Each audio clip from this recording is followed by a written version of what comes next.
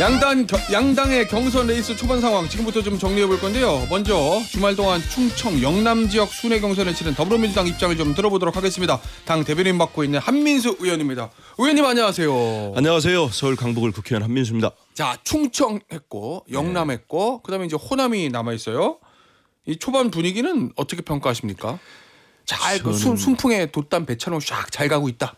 저는 우리 당원들의 지금 투표는 권리당원들 투표거든요. 그리고 마지막 27일 날 수도권에서 이제 민심 투표가 있지요. 근데 권리당원 투표인데 우리 정말 수십만 수백만 당원들의 간절한 마음이 이게 나타나고 있다 생각합니다. 특히 어제 영남권 투표율이 70%가 넘었습니다. 당내 경선에서 대선이든 전당대회든 이렇게 상당히 높다고 봐요. 그거는 지난 3년 전 대선에서 0.73%로 석패를 한 뒤에 대한민국이 어떻게 됐습니까? 윤석열 전 대통령 같은 분이 나와서 전 국민을 너무 힘들게 했잖아요. 그래서 이번에는 우리 민주당이 정말 잘해야 된다. 이런 마음들이 지금 당내 경선에서도 나타나고 있다고 보고 있습니다.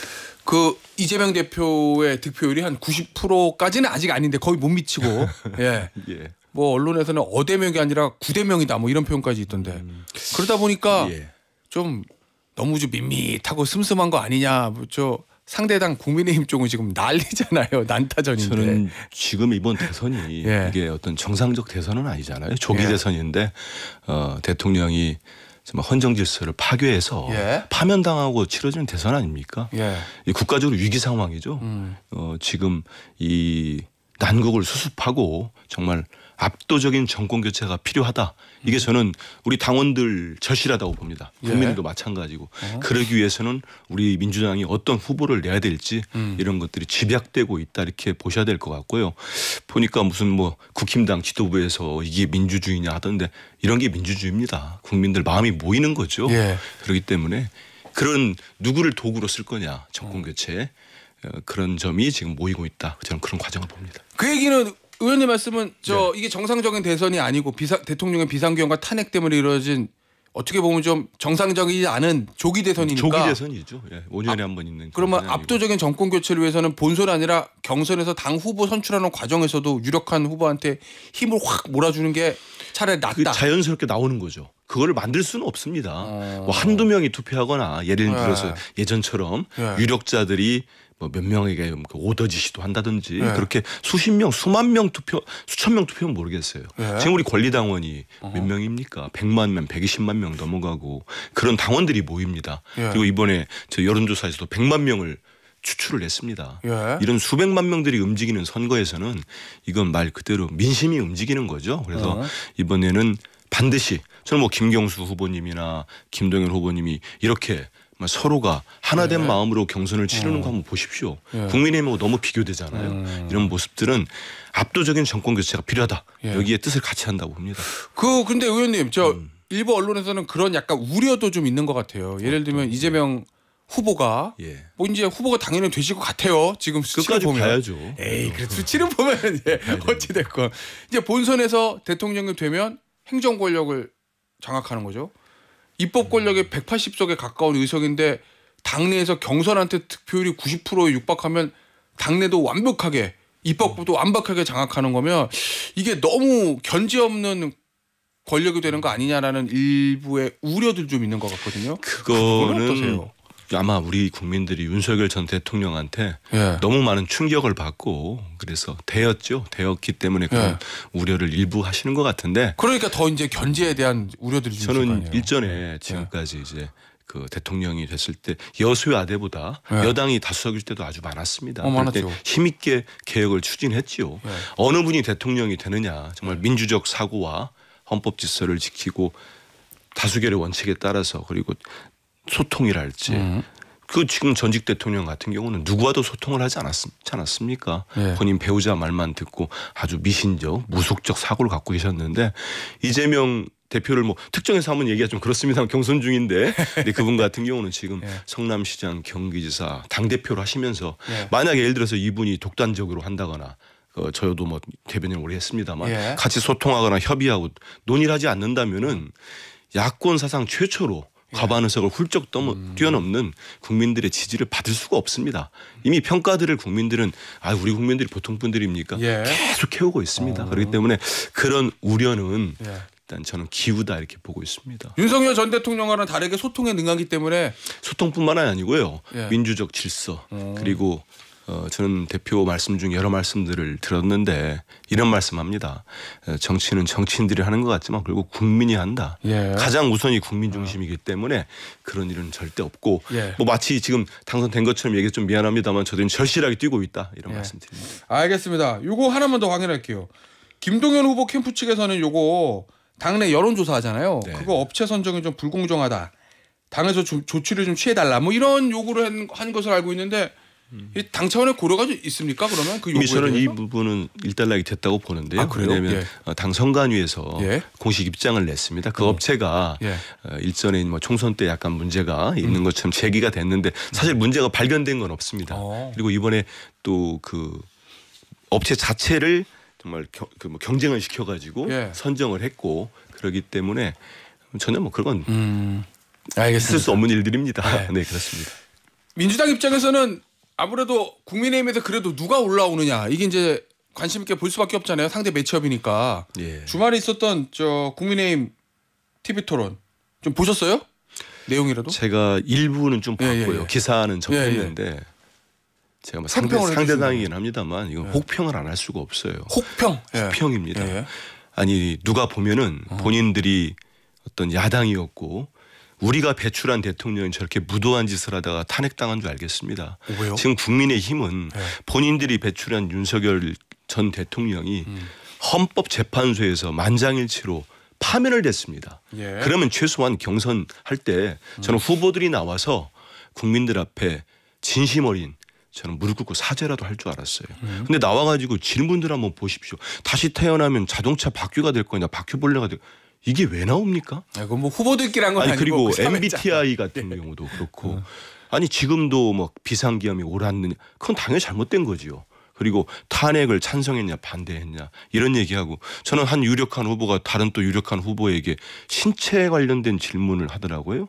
그 뭐 보정 속옷이 뭔지도 모르겠습니다. 근데 그런 거론하는 거 되게 불쾌하더라고요. 이제 국민의 한 사람으로서 불쾌하고 이분들이 정말 정신을 못 차렸구나. 비전이나 정책은 없고 또 그리고 전부 다 나와서 하는 얘기가 이재명 대표 헐뜯기만 해요. 어떤 한 후보는 이재명 대표 공약을 종이로 가져와 찍고 있습니다. 이거 일반 국민들뿐만 아니라 국민의힘 저는 지지층도 봐도 되게 부끄러울 것 같아요. 저런 사람들이 우리 당의 대통령 후보가 되겠다고 나와서 저런 토론을 하고 있나? 저는 정신 못 차렸다 이렇게 봅니다.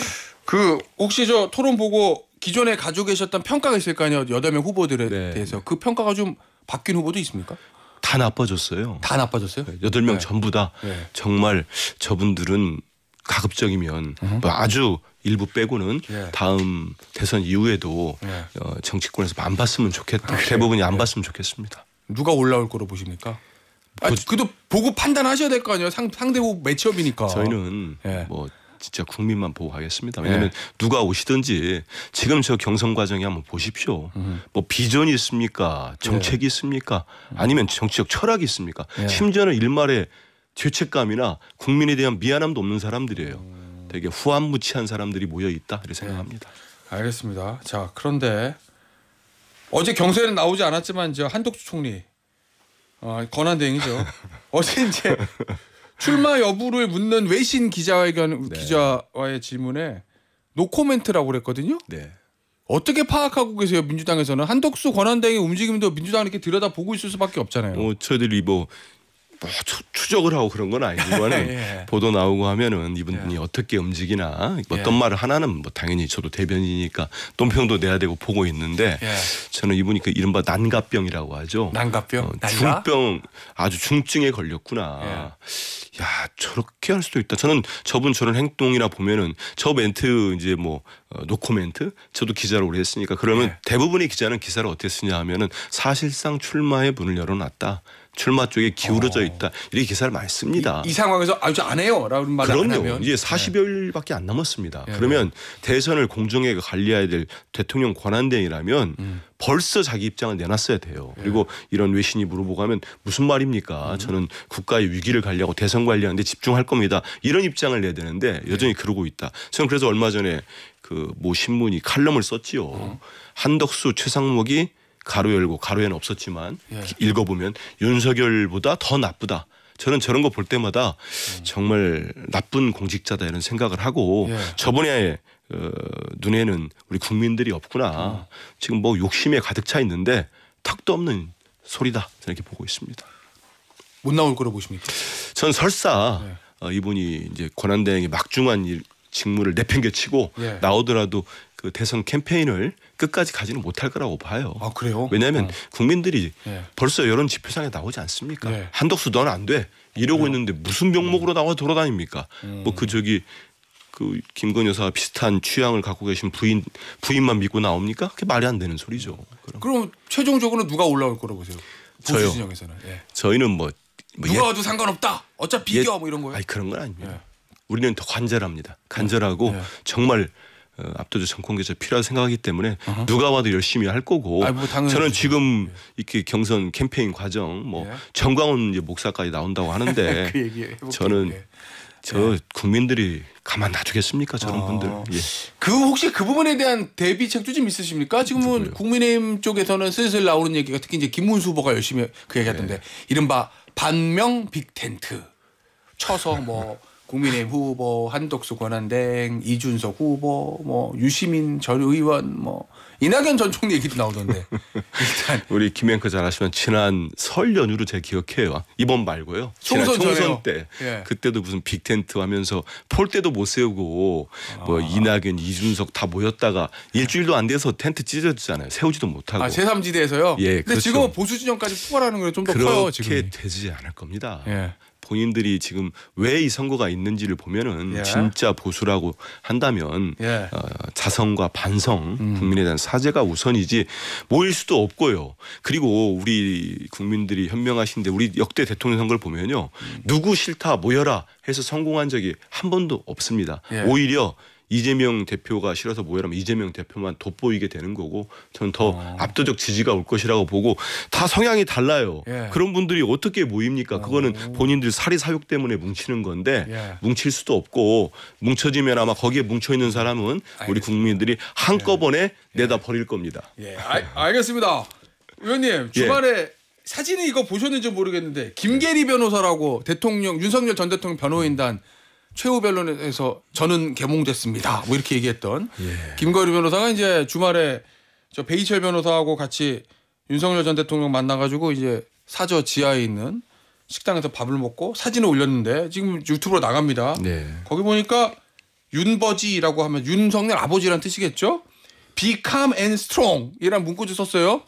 이거 윤석열 전 대통령이 검찰총장 때랑 뭐 썼던 문구라고 하더라고요, 이거. 아, 그렇습니까? 이거 노인과 바다에 나오는 얘기라고 하던데.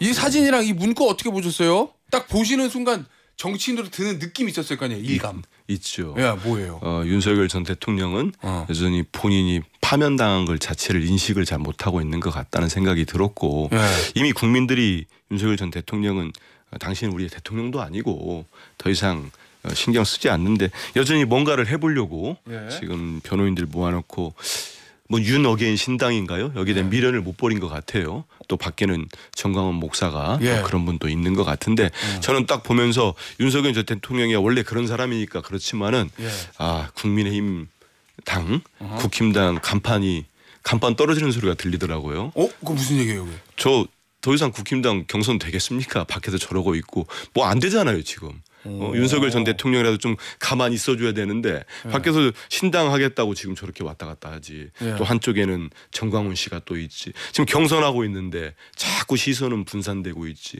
그것도 아주 안 되는 쪽으로 부정적으로 되기 때문에 저는 이번 대선 경선 끝나고 대선 끝나면 지금의 국힘당이라는 당은 쉽지 않겠다 이런 생각을 합니다. 아 그래요? 그럼 보수 진영의 간판이 야당이든 여당이든 국민의힘이 아니라 뭐 저 윤석열 전 대통령 신당이나 윤 어게인 당이나 정광훈 목사 당으로 보수의 주도권을 아니죠. 바뀔 수 있다 그렇게 이런 갈 수는 말씀이세요? 없을 겁니다. 왜냐하면 거기는 극우 정당이기 때문에요. 쉽지 않을 거고 이제 그나마 남아 있는 세력들이랄까 아니면 외부에 있는 다른 분들이 뭉쳐가지고 왜냐하면 이번 대선이 6월 3일날 끝나면요 바로 1년 뒤에 지방선거, 전국선거가 또 있습니다. 그럼 지금의 국힘당 모습과 그 간판으로 선거를 치를 수 있겠습니까? 못하지요. 근데 그게 안에서만 일어나는 게 아니고 밖에서 이제 간판을 뜯어내고 있다 이런 생각이 듭니다. 알겠습니다. 짧게 이것만 짚어보죠. 정광훈 목사가 여러 말을 남겼습니다. 좀 보셨어요? 어떻게 들으셨습니까? 예를 들면 이런 거. 여러분이 지금 대한민국에 사는 것은 첫째는 하나님의 은혜, 둘째는 정광훈 목사의 은혜, 세 번째는 윤석열 대통령의 은혜. 뭐 이런 얘기들. 내가 아니면 공수처, 선관위, 헌법재판소, 여의도 국회 예산을 누구도 절대로 할 수 없다. 뭐 이러면서 창당하겠다고 그런 거 아니에요 지금. 이제는 정광훈 씨도 어떤 사법적인 우리 대한민국의 그 규율이 있지 않습니까? 거기에 적용이 돼서 거기에 따른 어떤 죄가를 따져봐야 될 때가 된 것 같습니다. 저도 뭐 크리스찬입니다만은 저런 분을 목회자라고 볼 수 있겠습니까? 계속 선동하고 또 보면은 그 예전에 보도 나왔습니다마는 상당 부분 가족이 또 비즈니스를 하는 것 같아요. 이런 부분들 한번 꼼꼼히 따져봐야 될 것 같고 혹시나 정광훈 씨 어떤 저런 좀 속으신 분들이 있다면 이제는 냉정하게 판단을 해볼 때가 된 것 같습니다. 알겠습니다. 오늘 인터뷰 여기서 마무리하도록 하겠습니다. 지금까지 더불어민주당 한민수 대변인이었습니다. 의원님 감사합니다. 고맙습니다.